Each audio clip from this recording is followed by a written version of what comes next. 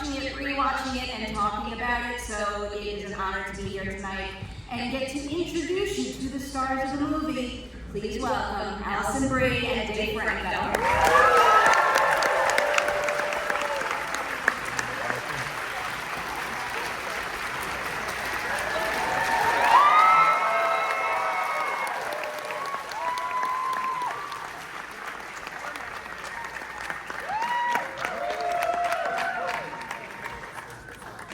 I think in the theme of the movie, I think we should all be a little closer. Oh my God, my ears falling apart. Oh my God. Oh boy. Well, sure, it's fine. I'm gonna collapse in the middle of this interview. This is great. This is all going great. Hi everybody. Thanks so much for coming out. You guys had a good time? Yeah.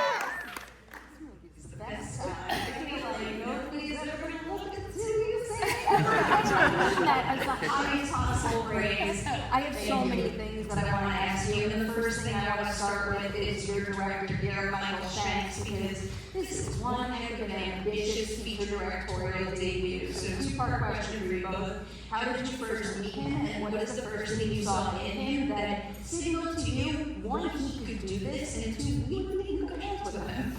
Yeah, so I initially met Michael. We had a general meeting, and we just bonded over horror films. And he said he had this script that's been sitting around for a long time that he thought I might like, and so he sent me the script for Together. And I read it, and I was initially just blown away by these innovative, insane horror set pieces like nothing I've ever read before. But as I was reading them, I was also like, this is ambitious as hell, and I don't know how we're gonna pull it off. But he's like the most experienced first-time director ever, because he has been making short films and YouTube series since he was a kid. And he sent us his short film called Rebooted that you guys should check out. It's like the most technically sounds beautiful short film you will ever see, and it really showed off his VFX prowess, which is like his main background, and that kind of gave us the confidence going into this that he would nail the visuals.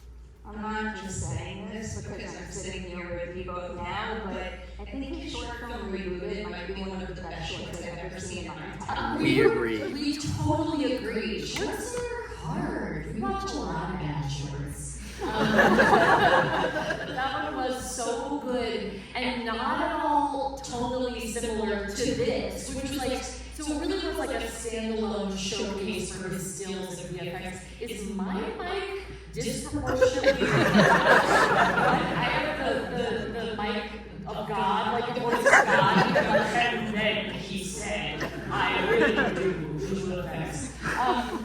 Just like God. We should note, just to say that Michael Shanks, our director, he also did 150 VFX shots on this movie by himself while he was editing the film. Which, and yes. I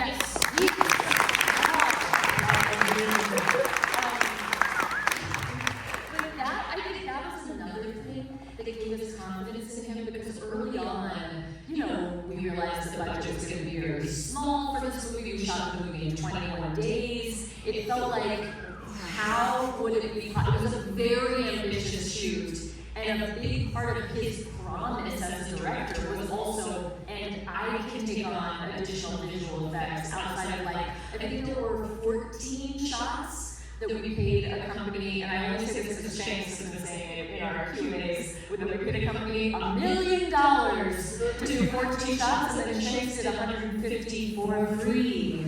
But those 14 shots were like the final body merge and the arms and the hallway and things like that. So they were very important to work with the money. Oh, he is something else. I'm so impressed. I'm going to come back to the low budget and the short shooting schedule of all in a minute, but before I dig into the details, I want to ask you both about producing more generally, because you're both producers on this, and I know you both have been working behind the lens more and more with each passing year. Do you each remember the first moment that you figured out you needed to be a producer in this industry, and also what are some goals you have for yourself in terms of how you want to use that title in an evolving movie-going business? I think for me, even though it's strange if this is an answer maybe, because I feel like I had been a producer on something prior to this, a producer on something that I wasn't acting in, and I did not find that especially fulfilling at the time. This was probably a decade ago.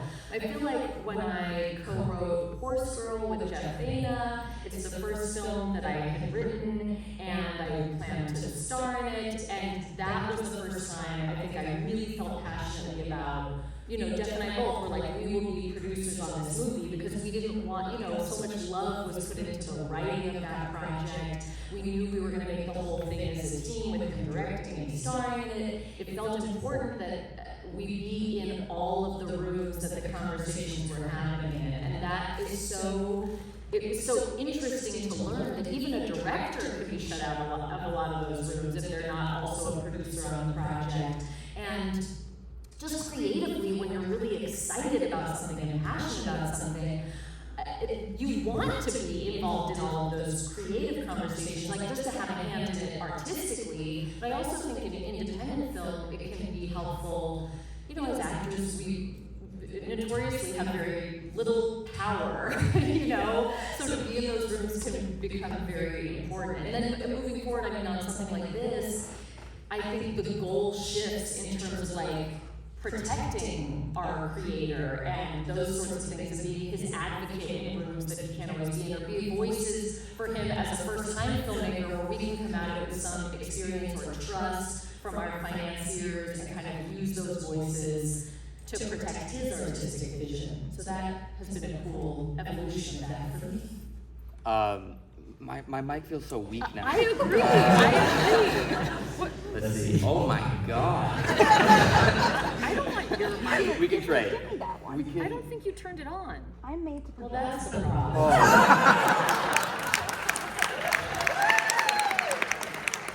Have you guys not heard a word I've said? I'm glad you traded. Kind of going off of what Alison was saying, as an actor, there's so much that's out of your control where, you can go on 50 auditions and you can do a really good job, but you might not get a single role, and that doesn't, that might just be because you're not right for the part. I remember a casting director told me, way down the line after I had auditioned for her, that she didn't cast me because I reminded her too much of her ex-boyfriend. And so it's shit that you can't control. And so as an actor, a lot of the time you're sitting around waiting for the next audition, and so I just felt like I needed to take things into my own hands, and I think, the truth is, I think when I realized I wanted to do more stuff behind the camera, it was a long time ago when I was kind of first starting, and I was getting smaller roles, and I was so, thankful to be working, and I was so happy to get on set and get the experience, but the reality was the projects weren't good. I was telling my friends and family, do not go see this thing that I'm in, and then they would, and they'd be like, it fucking sucked. I'd be like, I told you.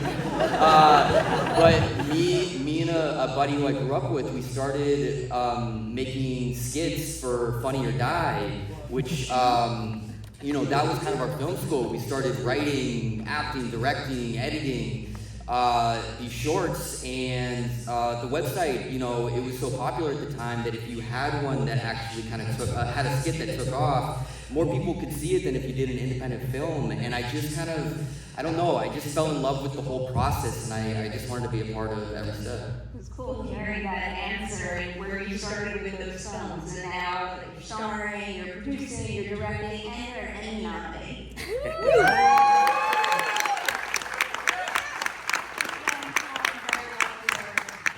Leading to the story now, I love hearing about how things evolved along the way. Can you two tell us what the biggest difference is between the first draft of the screenplay that you read and the final film that everyone just saw here tonight is?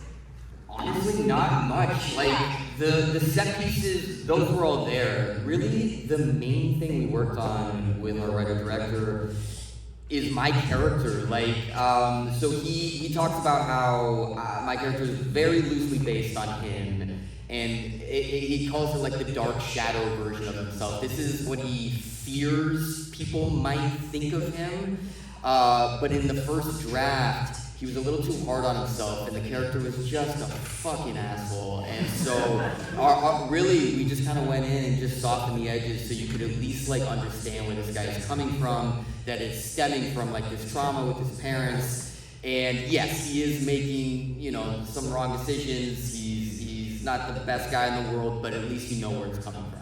Yeah, I feel like similarly, just in terms of the relationship between the characters, we didn't really change anything about the relationship, but we were sort of keeping an eye on making sure that there was a baseline of love between the two characters throughout the whole movie, because obviously this couple is not in a good place for most of the movie. Arguably all of the movie, although I think it's a happy ending. You get a show of hands. Who thinks the ending is happy and optimistic? All right. All right, about half. About half. I got a middle finger over here. So this is what we love, is that like there's been different reactions, and maybe it speaks to how you feel about monogamy, or maybe it's just, I don't know. Yeah, I mean, but anyway, yes, I would just say that we wanted people to be ultimately rooting for these characters, maybe in a weird, morbid way. And when a couple has been together over a decade, even if they're in a rut, there's love there, there's respect there. But in terms of, I can think of one other sequence that changed just at a script level. I thought almost everything was shot in the movie, because again, it was a low budget movie. But the one sequence that stands out in my mind was where Tim's in the den and I slammed into the glass. And that was just a much longer sequence that was cut for budgetary reasons, where it was like Tim went outside with the computer, he was going deeper into the forest, and then we went running by, and it was like a whole But it was always outer nightmare. Ultimately, it was always going to be face against glass outside the house. But I only bring it up to say that I think this is one thing I love about low-budget films, that often the parameters bring about something that's like way better, because you kind of have to get the creative juices flowing again. And I feel like, you know, Tim being in his office, like the isolated, intimate way that scene is now works even better. You walked right into my question about low budgets and short schedules.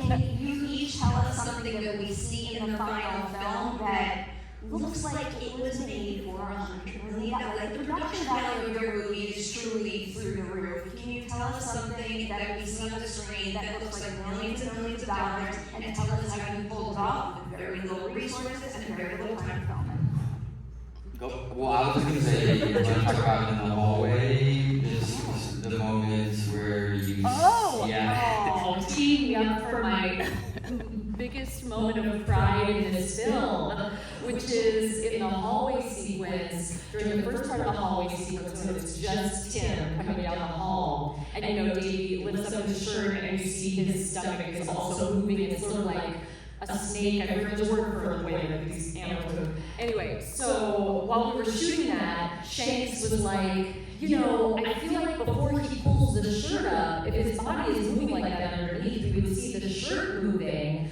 But what mechanism should we use? Like, what do we do? I just feel like we should see the shirt moving. And I was like, I have an idea. And I ran into the hall, and I laid on the floor, and I put my hand under Davey's shirt, and just moved it like this. And that's what's in the movie. It was like if we moved the camera a centimeter lower, you just see me like, It's a perfect example. You want to it's a good one. Oh, you know, I'm trying to think, like, in terms of the effects, like, almost every scene where there's effects, like, there's at least a basis of practical effects. And because this is such a low budget, it's like everyone who was there because they loved the project, they fell in love with our writer-director Shanks, and they just wanted to kill themselves and just make this work any way possible. And so we were lucky enough to get this prosthetics guy, Larry, who had just come from working on Furiosa. And so because he had such limited time, though, we never saw the prosthetic that he was working on until the day that we were filming with it. And so I mean, Well, an example I was going to give that Larry didn't actually make was that at the last second, well, not the last second, we didn't have additional budget for a pivotal prosthetic piece in the bathroom. oh, sure. That is not my penis. Contrary to popular belief. Do I wish it was a little thicker? Sure. Did I have a say in it? No. So we got there, so we didn't have a budget for that piece, and Michael Shane's our director, his longtime partner, well, 17 years, at the time, she was working for a sex toy company. So we basically just got a dildo from them and like glued it onto a pair of bike shorts. And then tugged it really hard. He also told me that he did all the VFX work to remove everything that shouldn't been Yes. When you say everything, she means the pubes. Well, he was basically, we had to remove the bike shorts, but then we had to go like frame by frame, adding back pubic hairs into it to like make it look realistic. This is what we do for the movies we love, and everybody appreciates it. I'll stick with that particular scene a little longer because I'm just utterly fascinated by how you pull something like that off when, like, there's so little blocking. The effectiveness of that scene is wholly on your shoulders as actors, and also how Michael Shanks opts to photograph it. So when you're doing a scene like that, can you feel it working on the spot, or can you not fully see it until you see the edit come together? I think we could feel it. I mean, that scene, that was an entire day in that little stall, and Even though it wasn't as like overtly physical, we weren't necessarily flinging our bodies around. We were holding so much tension for that whole day, and so like that was exhausting in its own right. And then Alison, it was the one day she got a little upset at me. They put a lot of fake sweat on me. I had real sweat coming. We were so close. I was getting it all over her face. She's like, Mashing that fake sweat into my face. just in the moment, I'm trying to go with it. But It was weirdly one of the more exhausting days on this shoot where there were, I think because we didn't expect it to be so exhausting, because there were so many other days like the hallway, like the driveway, where we knew like, this is a big day, let's gear up. And the bathroom sequence we actually did not have scheduled for a whole day. It was like one of the times that we just went over, we knew how important of a scene it was, and just shooting it for a lot longer.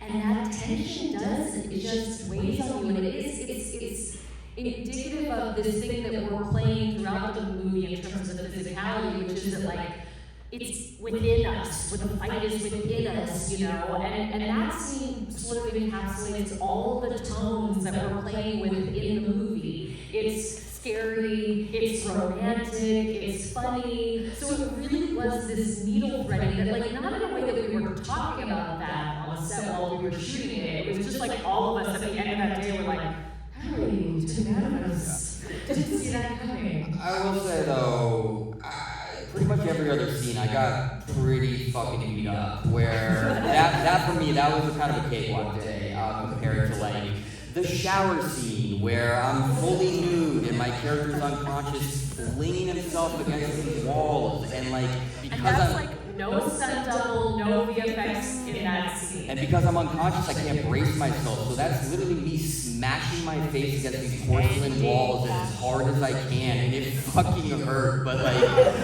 like every day that we were doing things like that, we were just so excited about the footage we were getting, and we would just kind of look at each other and be like, I can't believe they're letting us do this. And so our excitement just kind of superseded any pain we were feeling. So that scene looks super painful, but I also think about that when I watch the driveway scene, particularly because the gravel on the ground. So can you two walk us through some of the movie magic that makes something like that possible without maybe hurting you too much? Yeah, I mean, well, that was actually another sequence I was going to bring up when we were talking about the low budget of it all, because the driveway sequence, it's a combination of so many things, and in my memory, that was a day where, like, everyone on the crew, I mean, we were, like, truly running back to one to do another take, like, we just, again, it's so ambitious, but anyway, it was, you know, some of it is wires attached to our stomachs when I come up off the ground. That's like, which took a couple times of them pulling in my legs, just like not straightening, and me just going, ah, wait! But also wires, ropes around Dave's legs, creating tension that he could fight against. Also, there were 4 different Millies that day. Me, obviously. We had my stunt double, regular stunt double, Michelle, who does the big fall forward. We had a contortionist double whose legs go backward over the bench. We had our on-set assistant, Jess, who just for that one day went through 3 hours of prosthetics just to be the arm shot for when the sleeve gets pulled up and the arm is bleeding, because we couldn't pull me away from set for 3 hours to do that. So that day was like a whirlwind of like, put on the bloody jacket, take off the bloody jacket, put on the bloodier jacket, and I don't know. Yeah, but scenes like that were maybe the most difficult just because the whole sequence starts in a very physical way where, I did have a back pad, but I'm still getting dragged along gravel, which again fucking hurts. But we're getting dragged the first half of the day. It's all very physical. And then on a dime, because we're sprinting, it's just like, okay, Dave, okay, now's the most emotional moment in the movie, go. And you have 2 takes, because literally every single setup we had 1 or 2 takes. And so just to kind of like jump back and forth where it's like, okay, most emotional scene, now it's very romantic, now she's dying. And so that whole day was fucking chaos. It also, I just want to say one more thing about Michael Shanks, because he was so prepared. He had storyboarded every scene, but like especially these big sequences. And then he was also able to be so nimble on set, which can be rare for a first-time filmmaker, and honestly difficult for anybody, which is, he has it fully storyboarded. We get to set, he has 20 shots for the day, and the first AD says, you can have 8 shots today. We have time for that many. And he would just look at it and go, great, this. Like, was so able to switch it up on his feet, and we all were having a blast. Like, yes, we were getting a little bit hurt every day, but it was really fun. Yeah. So we sang Michael's praises. I want to make you 2 give each other some flowers right now. Obviously, you know each other very well, including how talented you are as actors, but can you each tell me something you saw the other do on this set that made even you stop and go, like, my God, that was something else, and I'm so proud of you? I mean, for Dave, it was just all the things. I know Dave is an incredible actor, and I love being on set with Dave more than with anyone. His passion for projects from start to finish, his attention to detail, his way to like just make every person on the set shine is incredible. But in this movie, watching the things he was doing physically, and he, way more than me, because his character gets infected first. Like, Dave really was covered in bruises. I took pictures of them every night. We have a great collage of all these bruises and injuries, his bloody palms, things like that. But that's a story for another time that we haven't told. His bloody palms, as you know. But truly, watching him keep that energy level every day at 100, doing the physical stuff, and then to go into these emotional sequences that I feel like are on a level that we haven't seen from him either, is all just astonishing work. Very kind. Now you. Ditto. I know. No, Alison is the person you want on any set. She comes in with such incredible energy where she is so loose and free and just like she just floats and she makes everyone around her happy, and just it's so important on a movie like this that with the limitations that we had, with the ambition that we had, it could have been very, very stressful, but she just sets a tone that just makes it feel just so nice. And just being in scenes with her, she's just so good. I think she's one of the best actresses working today, and so she makes my job so easy in that sense. It's very easy to play off of her. And it's just like also very nice to have the emotional support. Like, this job is very vulnerable sometimes, and you can put yourself out on a limb, and just to be able to lean on each other is invaluable. I was going to say that, one of your first questions was what gave us the trust in Michael Shanks that he could pull this movie off, and I think that, that aspect of it is something that there was a safety in doing it together. We trust each other more than anybody in the world. We trust each other's taste, and I feel like that was the slight safety net of yes, we did trust Michael Shanks, and we certainly, every step of the way, he just proved that we could. But also, going into it, we knew that we had each other, and just having each other's backs creatively as well as emotionally and all of that stuff. Beautiful answers. I'm just going to do 2 more questions, and then we'll see if we can take a question or 2 from the audience. I have to ask about the ending, the fully merged form. Can you do the, I believe you call that person Tilly. Can you do the Tilly math? How much of you and how much of you equals Tilly? Yes, the Tilly math is, we shot me, it's my body in Dave's clothes with some shoulder pads and a wig and Dave's eyebrows. And then we shot Dave's face in the same position, and it's Dave's nose and mouth and jaw and Adam's apple. A fun story about Tilly is that we did 2 small test screenings here in LA before we took the movie to Sundance, and the movie had not been sound mixed yet, and not all the visual effects were done, but I would sneak into the back of these screens, and the audience didn't know I was there. But anyway, I say that about the sound mix to say that it was still my voice, which I think had an effect here. So I'm sitting in the back, and our moderator is like, "And what do you think of the last person?" This woman's hand shoots up, and she goes, "I mean, it just looked like Alison and Brie." And I turned to our producer, and I was like, "That's the meanest thing anyone's said." And after that, we extended the jaw and all, and added more Adam's apple. We wish Tilly were a little cuter. Just a little bit. Did anyone think that was just an actress that we cast? Yeah. Well, we're not disparaging another actor, only the merge. Yeah.